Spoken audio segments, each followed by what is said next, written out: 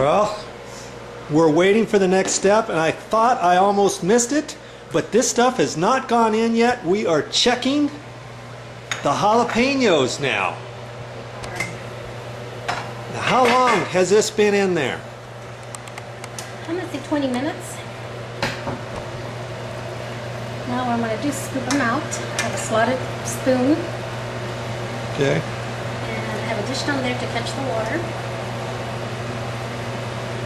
So you're just going to dip and fish those on out of there. All your jalapenos come out right now. At this point, yes. At this point.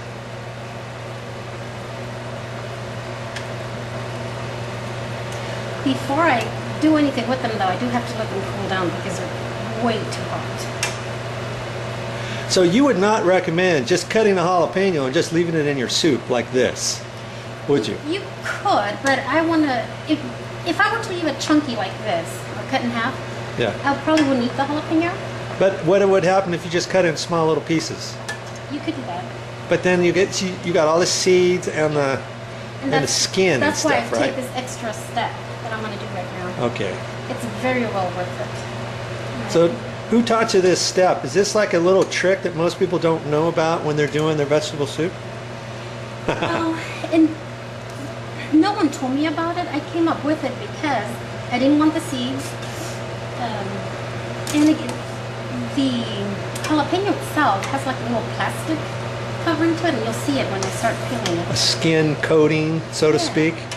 And it's kind of plasticky. Yeah.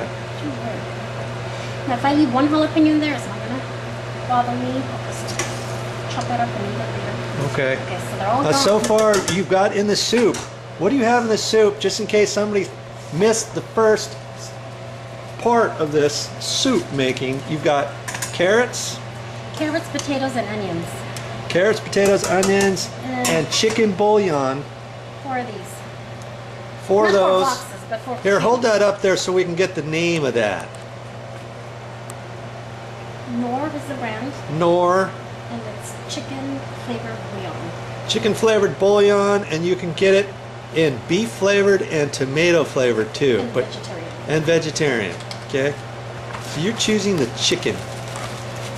Then Okay, so far this has been in here. Oh, that's right. You're putting the lentil mix, right? Is that what that was? That is, and I'm going to put only half of it. Okay.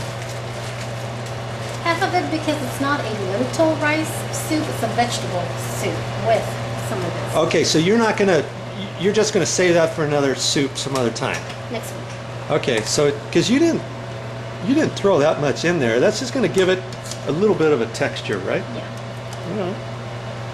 I've done it before where I filmed the whole thing and regretted it because then it became more of a lentil soup than a vegetable soup. Right. So that's there. I'm checking to see how much water is in here because I like my soup to have a lot of water, and it's okay. Well, how are you gonna know if there's enough water in it or not? Once you throw everything else in, you can always add. Yeah. And that's Okay. usually what I do. Okay, so it's been 20 minutes to this point. Are you gonna throw all those other vegetables in here now or not? No, not just it. Okay. Because I want the lentils to do the rice to cook. So maybe in about 10 minutes I will. Okay. So now it's a step that you've got to see here. What she's going to do here. This is what makes her soup really good, and it's not so spicy. I don't like spicy stuff, by the way, but this doesn't make it that spicy. I don't think so. It just gives You know, it plus you only got 8 or 9 of these These are hot, so I'm just going to let them cool. jalapenos in there. And what makes a good jalapeno, by the way? I should have had you say. A jalapeno, if it's the pointier, the spicier. Okay. So this one is, I'm going to say medium. So when you go to the store, you want to get ones with the point more so than having it The too rounder round. ones. Yeah. If you want it spicier. But like for me, I wouldn't want. This one's The pointy spicier ones. than that one. Okay. Well, see, you want the, in my case, I choose the pointier ones, or at least I try to, Yeah. because then I'll use less. Okay, I I got would you. have to buy more of those Yeah. to be equally as spicy as those. Okay, so at this point, you're just cutting them like this to let them cool off. Yes.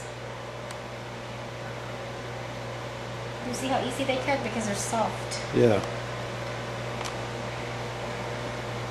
Hot. You couldn't do this with just the cold ones before you did it because No. you wouldn't be able to get the skin off. It's impossible. And then also another thing, I told you earlier, I use different types of greens. I use different types of vegetables and herbs. I also use different kinds of chiles too. You Sometimes do? I'll put the yellow ones. Sometimes I'll put the poblano. I'll put Yep. those big dark green ones. Oh, okay. And even I have used in the past when it was really good, dried chiles. The red kind that you see at the store. With the Yeah. dried up, those. Okay, so you don't always use these. I'm gonna say 90% of the time I use this, but I have used others. Yeah. One of my coworkers, mother-in-law, had lots of peppers, all sorts, all kinds. And that particular week, I used them all, and it was a blend of about 6 or 7 different types of chiles. None of them were jalapeno, and the soup still came out really good. My word, this seems like a lot of jalapenos for this soup.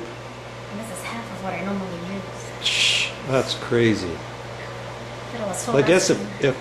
if people like it hot and spicy, this is the way to do it. My coworkers will eat it, and they'll fan themselves down, but they say it's delicious. So just wait for that to cool. I can see the steam coming out. All right, so how long are you going to wait for them to cool? About 5 minutes. All right. At this point, it's not really So I guess I'll get back to you in a few minutes and we'll show the next step.